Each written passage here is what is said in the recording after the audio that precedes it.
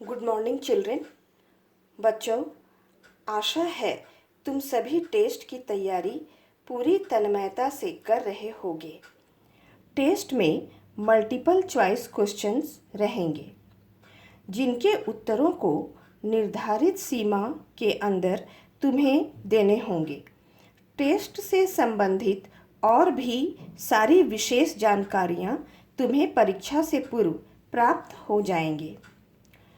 तो आओ आज दुख का अधिकार पाठ का हम पुनरीक्षण अर्थात रिवीजन करेंगे। तो रिवीजन कैसे करना है बच्चों? इसके लिए तुम्हें पाठ के हर एक वाक्य को बारीकी से अध्ययन करना है एवं उनसे सिर्फ छोटे छोटे प्रश्नों का निर्माण करना है। इससे तुम्हें क्या लाभ होगा बच्चों? जानते हो, प्रश्न निर्माण करने के क्रम में ही तुम्हें सारे प्रश्नों के उत्तर याद होते चले जाएंगे एवं तुम अपनी परीक्षा में अच्छे नंबरों से सफल हो पाओगे। तो आओ पढ़ते हैं। पहले दुख का अधिकार पाठ के लेखक कौन है? यशपाल जी। इनके विषय में पढ़ते हैं। यशपाल का जन्म फिरोजपुर छावनी में सन 1903 में हुआ।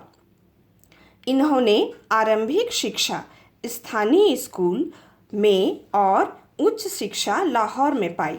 यशपाल विद्यार्थी काल से ही क्रांतिकारी गतिविधियों में जुट गए थे। अमर शहीद भगत सिंह आदि के साथ मिलकर इन्होंने भारतीय स्वतंत्रता आंदोलन में भाग लिया। तो बच्चों, ये एक पैराग्राफ, एक खंड हम लोगों ने पढ़ा। अब इससे प्रश्न निर्माण करेंगे। कैसे करेंगे? जैसे यशपाल का जन्म फिरोजपुर छावनी में सन 1903 में हुआ, तो इससे एक क्वेश्चन निकल सकता है कि यशपाल जी का जन्म कहाँ हुआ। इस प्रकार तुम बनाओगे तो कहाँ हुआ? फिरोजपुर छावनी में। दूसरा क्वेश्चन क्या निकल सकता है कि इनकी आरंभिक शिक्षा तथा उच्च शिक्षा कहाँ हुई। तो कहाँ हुई? आरंभिक शिक्षा स्थानीय स्कूल में और उच्च शिक्षा लाहौर में। उसी प्रकार प्रत्येक खंड को खंड खंड पढ़ेंगे और प्रश्न निर्माण करते जाएंगे। तो आओ पाठ को पढ़ते हैं।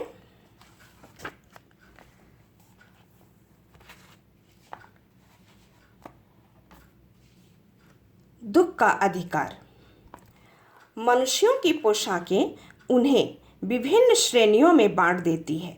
प्रायः पोशाक ही समाज में मनुष्य का अधिकार और उसका दर्जा निश्चित करती है। वह हमारे लिए अनेक बंद दरवाजे खोल देती है, परंतु कभी ऐसी परिस्थिति आ जाती है कि हम जरा नीचे झुककर समाज की निचली श्रेणियों की अनुभूति को समझना चाहते हैं। उस समय यह पोशाक ही बंधन और अड़चन बन जाती है। जैसे वायु की लहरें कटी हुई पतंग को सहसा भूमि पर नहीं गिर जाने देती, उसी तरह खास परिस्थितियों में हमारी पोशाक हमें झुक सकने से रोके रहती है। तो अब इस खंड से हम लोग क्वेश्चन निर्माण करेंगे। देखते हैं कैसे निर्माण करना है, तुम्हें समझना है बच्चों। अब फर्स्ट लाइन से हम लोग लेंगे, किन श्रेणियों में पोशाक हमें बांट देती है। तो किन श्रेणियों में? विभिन्न श्रेणियों में। पोशाक का समाज में क्या महत्व है? इसका आंसर यहाँ तुम्हें मिल जाएगा। अभी पढ़े हो, तुम्हें याद भी हो गया होगा। पोशाक हमारे लिए क्या खोल देती है? पोशाक का बंधन और अड़चन बन जाती है। तो इससे प्रश्न निर्माण हमने कर लिया। अब आगे पढ़ते हैं। समझते जाना है तुम्हें बच्चों। बाजार में फुटपाथ पर कुछ खरबूजे डलिया में और कुछ जमीन पर बिक्री के लिए रखे जान पड़ते थे। खरबूजों के समीप एक अधेड़ उम्र की औरत बैठी रो रही थी। खरबूजे बिक्री के लिए थे, परंतु उन्हें खरीदने के लिए कोई कैसे आगे बढ़ता। खरबूजों को बेचने वाली तो कपड़े से मुंह छिपाए सिर को घुटनों पर रखे फफक फफक कर रो रही थी। अब इस खंड से हम लोग प्रश्न निर्माण करें। बुढ़िया खरबूजे लेकर कहाँ गई? कहाँ गई? बाजार। खरबूजे बेचने वाली किस उम्र की थी? बुढ़िया घुटने से मुंह छिपाए क्या कर रही थी? कोई भी खरबूजा क्यों नहीं खरीद रहा था? सारे आंसर तुम्हें यहाँ प्राप्त भी हो गए, प्रश्न निर्माण भी हो गए। अब आओ आगे पढ़ें।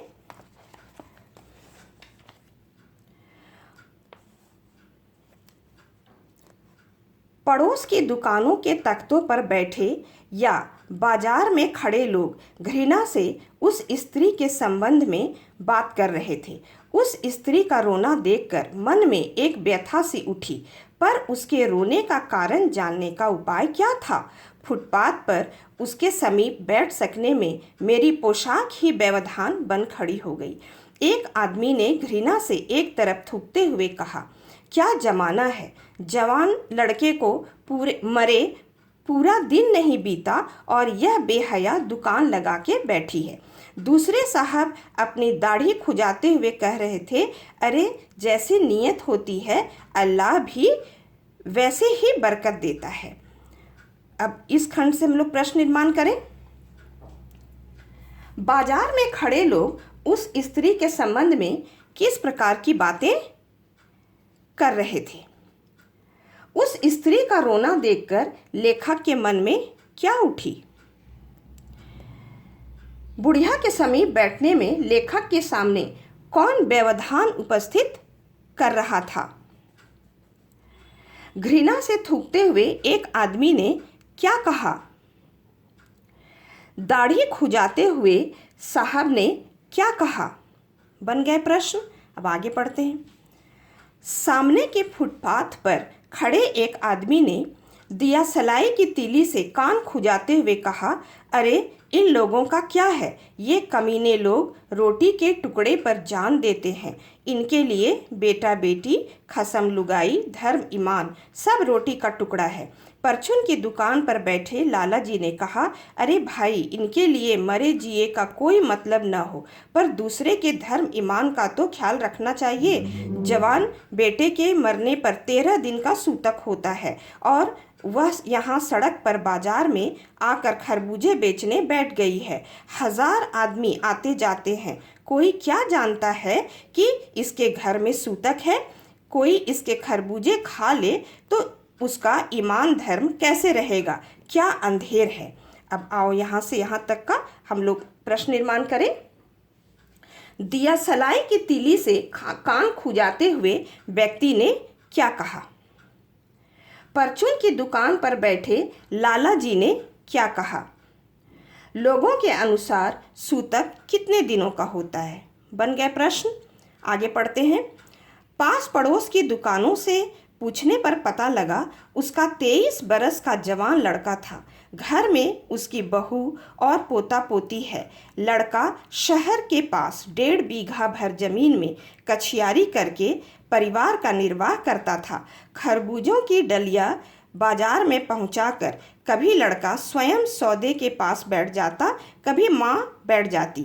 लड़का परसों सुबह मुंह अंधेरे बेलों में से पके खरबूजे चुन रहा था। गीली मेड़ की तरावट में विश्राम करते हुए एक सांप पर लड़के का पैर पड़ गया।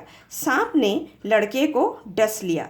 लड़के की बुढ़िया माँ बाबली होकर ओझा को बुला लाई। झाड़ना फूकना हुआ, नाग देव की पूजा हुई।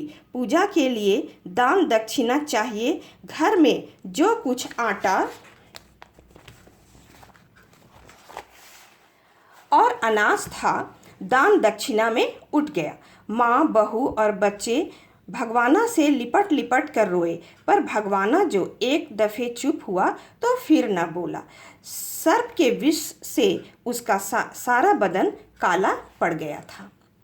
तो अब आओ हम लोग प्रश्न निर्माण करें इससे।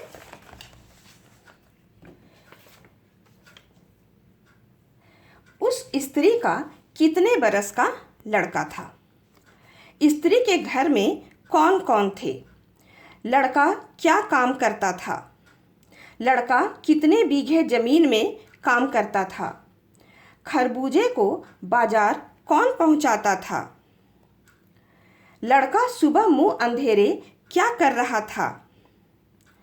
सांप कहाँ विश्राम कर रहा था? लड़के का पैर किस पर पड़ गया?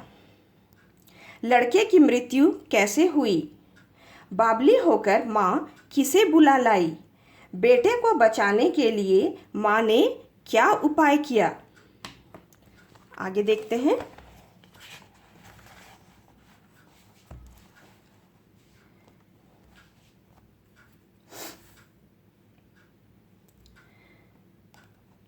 लड़के का क्या नाम था?